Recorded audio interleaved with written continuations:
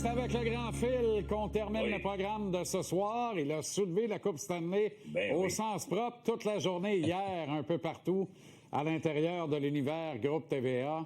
Une grosse journée, une belle journée, hein, le gars? Écoute, quelle belle journée. Puis c'est le fun de se déplacer, de voir toute l'équipe. J'ai pas le plaisir de voir tout le monde là-bas. Puis vraiment, là, de voir l'interaction que les gens ont avec la Coupe. Souvent, tu la vois pas longtemps. Je l'avais vu au tournoi Pee-Wee, tu regardes de loin. Et là, j'ai pu passer du temps avec toi, avec l'équipe, avec les gens, puis de voir la relation ou comment impressionnant peut être le trophée au cœur des enfants qui l'ont vu, puis même des plus grands. Là, tout le monde se prend en photo, puis c'était une très belle journée. Je remercie tout le monde, dont Mathieu Bédard qui a pensé à moi là, pour ça hier. Là. On va faire une petite simulation, si tu permets, Phil, parce que on est tous là à se demander, 2 jours, c'est long, sans bon sens, 2 jours complets, pas de match dans une série. Toi puis moi, on loge à la même adresse de ce côté-là. Ouais. Moi, je veux qu'on fasse une simulation. J'ai beaucoup de difficultés à imaginer Martin Saint-Louis avec la garde rapprochée dans le War Room du Canadien, là. Trevor Letowski, Stéphane Robida, Marco Marciano. On peut ajouter à ça Adam Nicholas, le coach de spécialité, Kent Hughes, Jeff Gorton, et probablement quelques autres là, bien au fait. Ils sont 10-12 là, dans le War Room. Ouais. Alors, regarde-moi sans rire, puis dis-moi qu'il n'y en a aucun qui lève le doigt un moment donné et qui dit « Avez-vous pensé à l'idée de faire éclater le premier trio? » Fait que moi, je veux savoir comment ça se passe dans ce temps-là, parce que quand il est question de ce qui se passe au niveau de la glace, normalement, le général, c'est l'entraîneur-chef. Le directeur général, le VP hockey, peuvent lui suggérer subtilement, voire fortement, telle situation plutôt que telle situation, telle sélection plutôt que telle sélection. À la fin de la journée, à the end of the day, celui qui a le pouvoir de le faire ou pas, c'est l'entraîneur-chef. Alors, comment ça se passe exactement? Ben, premièrement, je dirais à Adam Nicholas, merci de garder les gars en forme. Tu peux me donner ton opinion, mais on veut pas être 12 alentour de la table. Sans manquer de respect à l'entraîneur des goalers, je dirais la même chose. Surtout que Sam Montembeault reste en forme. On ne sait jamais ce qui peut arriver. Faut que tu écoutes ton DG, veux pas. Eux descendent après de bonne humeur ou de mauvaise humeur, vont te donner des choses. Faut que tu écoutes. Puis les gars les plus près de toi, là, c'est vraiment tes assistants-entraîneurs. Tes 2 assistants-entraîneurs, Stéphane Robida, comment tu vois ça à la défense? Trevor, comment tu vois ça à l'attaque? Qu'est-ce que vous en pensez? Qu'est-ce qu'on peut faire? C'est eux les plus près de l'action. Puis après ça, des gars que t'as pas nommés, moi, je parlerai à mes vétérans. Je parlerai à mon capitaine. Je parlerai à Anderson. Je parlerai à des gars qui en ont vu d'autres. Puis je dis, hey, qu'est-ce qu'on peut faire? Parce que là, t'as le temps, là. C'est beaucoup trop de temps. Comme tu disais, on loge à la même adresse là-dessus, là. C'est interminable. Comme entraîneur, je trouvais ça long. Comme DG, je l'ai vécu au niveau junior. Comme joueur, tu veux jouer aux 2 matchs. Dobson en profite.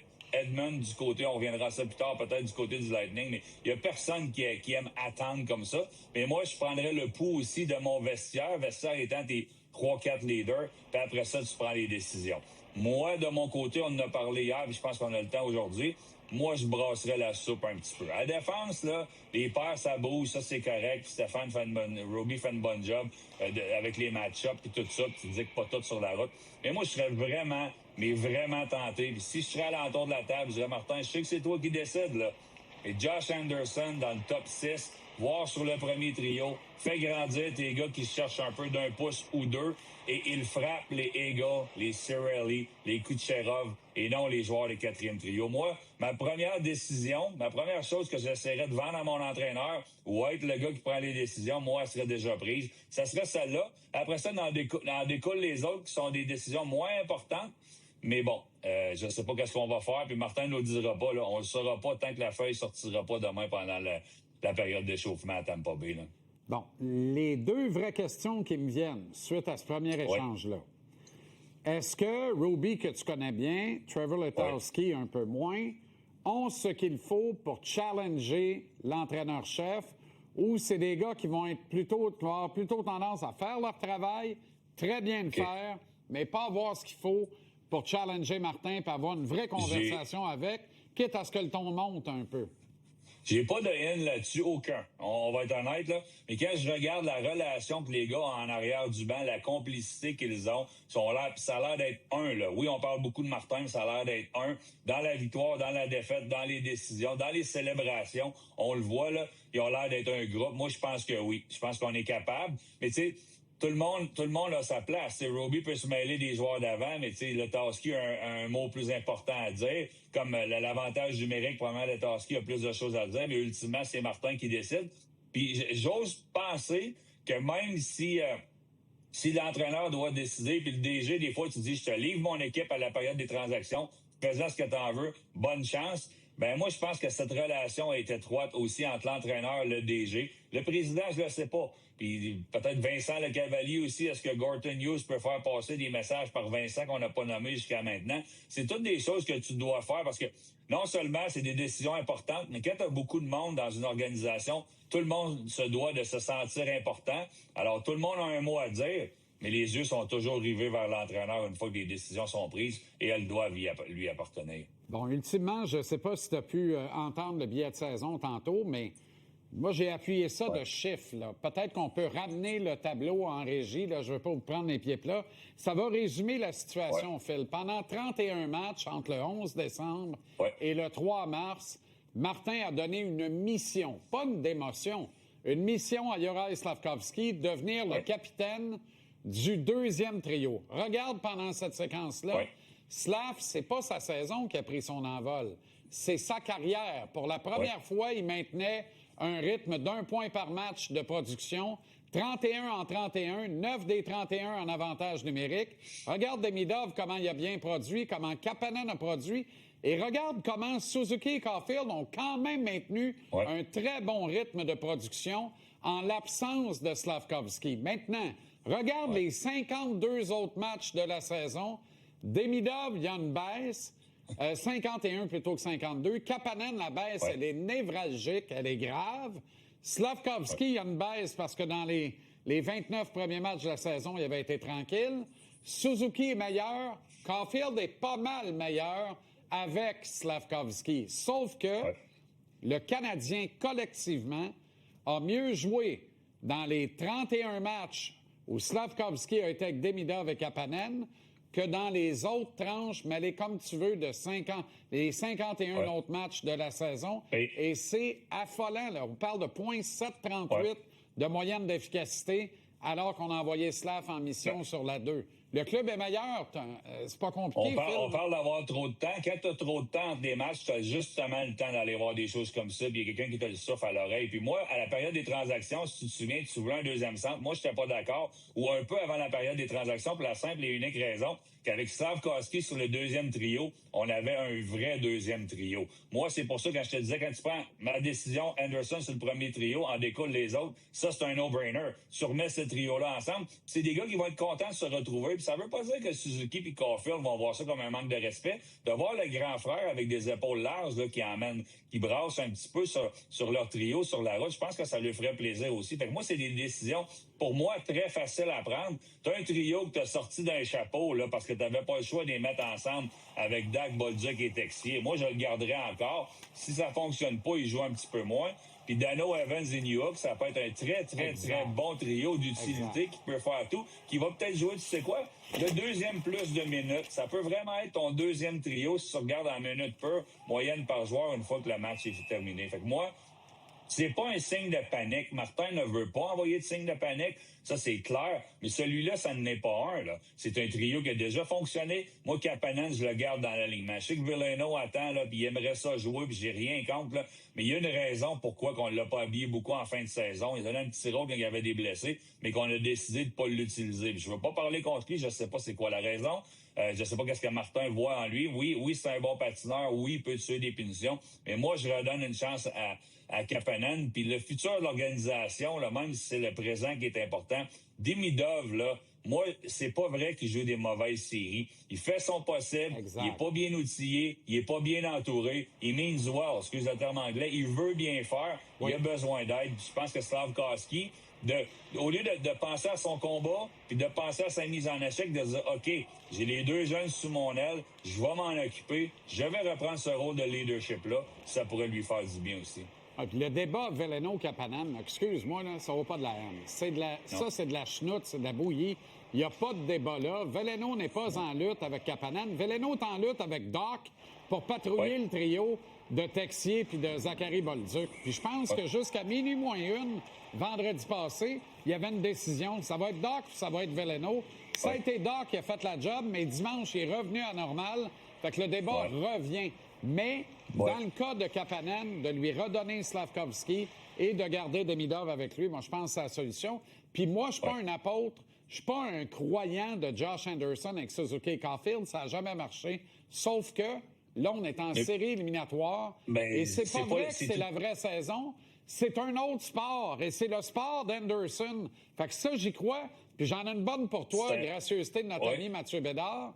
Finale de 2021, 5 juillet. La seule victoire du Canadien contre le Lightning. Ce soir-là, Dominique Ducharme a eu l'éclair de génie de réunir Anderson à Caulfield et Suzuki. Anderson a scoré 2 buts. Chaque fois, Caulfield a eu une passe. C'est un sport de collision, les séries. Là, puis là, t'en as 2 qui c'est pas leur tasse de thé. Moi, j'y vais. Moi, c'est pas... Selon moi, c'est un no-brainer. Mais faisons confiance à Martin. Là, on n'est pas en panique. C'est 2-2.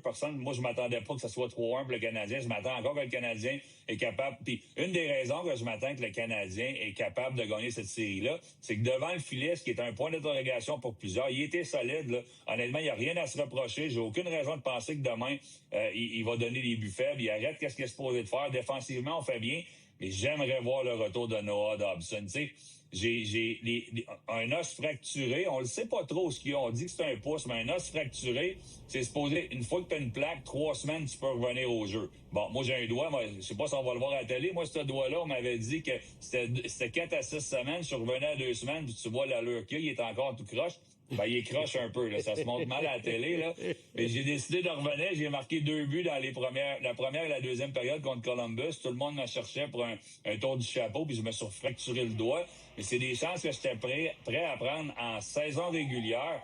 Moi, je pense, puis là, s'il joue pas, c'est parce qu'il est pas capable. OK, ça, je ne doute pas du joueur. Mais moi, je pense qu'on va peut-être le voir revenir bientôt, puis ça ferait un grand bien, là. 4 contre 4, le dernier match, il a arrêté sur la glace. Puis moi, je pense que c'est un peu une petite couverture, là, le safety blanket à Stéphane Robida, là, quand il regarde sur le banc, puis je l'envoie sur des punitions, deuxième power play contre n'importe qui. Noah Dobson, comme Victor Edmond manque au Lightning de Tampa Bay, moi, j'aimerais ça revoir Dobson, mais c'est pas bon signe qu'on le voit pas dans le groupe à pratiquer dans des drills normales, mais cela étant dit, ça prend pas grand-chose. Il y a 80 quelques matchs en arrière de la cravate. Ça prend pas grand-chose pour réintégrer l'alignement quand on est un joueur de ce calibre. Ce serait étonnant à voir ce qu'on voit, là, puis ce qu'on entend également par bribes. Ce serait étonnant qu'il ne soit pas de l'alignement, au moins vendredi soir, pour le match numéro 6 à Montréal.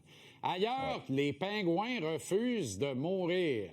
Ailleurs. Écoute, on fait des médias un petit peu partout. Mes chums à Québec, l'autre matin, me disaient, mais les gars, ils abandonnent des fois. Donc, tu sais, des fois, dans ta tête, tu dis, son père à soir, peut-être que demain, ça va être fini. Mais les gars, ils abandonnent jamais quand la rondelle tombe. Puis, excuse-moi, là, Sidney Crosby et Christopher Le Temps n'abandonneront jamais. C'est eux qui ont fait fait la différence. De voir Christopher Le Temps jouer comme il a joué hier, puis Crosby faire les choses qu'il a fait, puis Malkin qui est un peu dans la furie, puis qui a de l'intensité. Faut pas oublier, les Flyers, là, ça se resserre, là, c'est pas long, hein. On a pris des décisions. L'entraîneur fait pas jouer Michkov, moi, que je supporte à 100%. Je t'en avais parlé en début de la série. Mauvais langage corporel, ne veut pas être là. Martin a pris sa place, pas content. Mais si on perd la prochaine, là, ça va être très compliqué pour les Flyers. C'est le fun de voir que les Pingouins étaient capables de revenir. Dis à tes chums de jamais gager contre Sidney Crosby, première chose. Puis deuxième chose, d'arrêter de porter un jugement juste en regardant Erik Karlsson.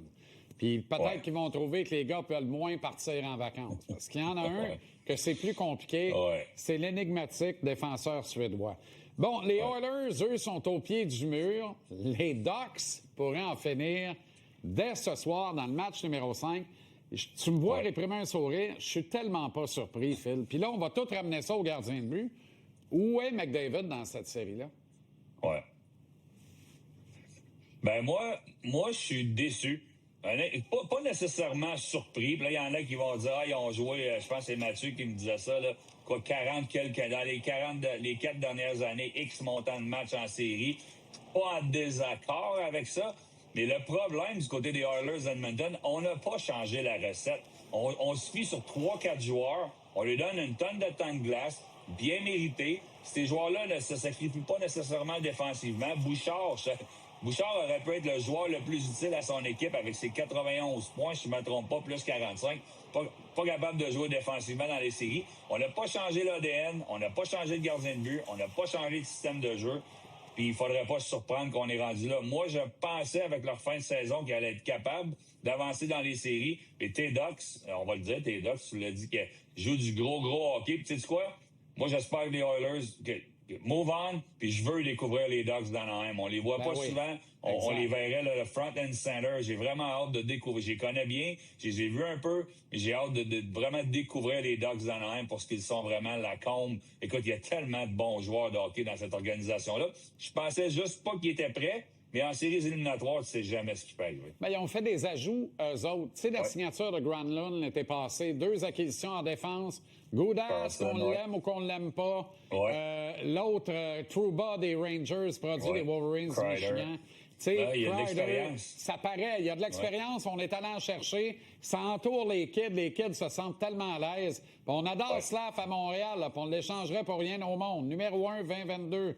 Le numéro 5 qui est rendu à Anaheim s'appelle Cutter Gauthier. Attardez-vous à ce gars-là ce soir. Vous allez pas mis quoi. Léo Carlson, c'est une bête. Léo Carlson, c'est une bête. C'est fou raide. Carlson est peut-être celui qui s'approche le plus en termes de potentiel d'un gars comme Celebrini à San Jose. Puis on surveille Wild Stars également, match numéro 5. Pas de place où aller. Clignez pas des yeux dans cette série-là, le grand. Oui, moi, j'y vais avec les Stars. J'espère qu'ils vont continuer à avancer. Rien contre mon chum Billy, mais ils ont une belle équipe. Ils ont tellement de bons jeunes à l'attaque. Fait que j'y vais avec les Stars pour ce soir.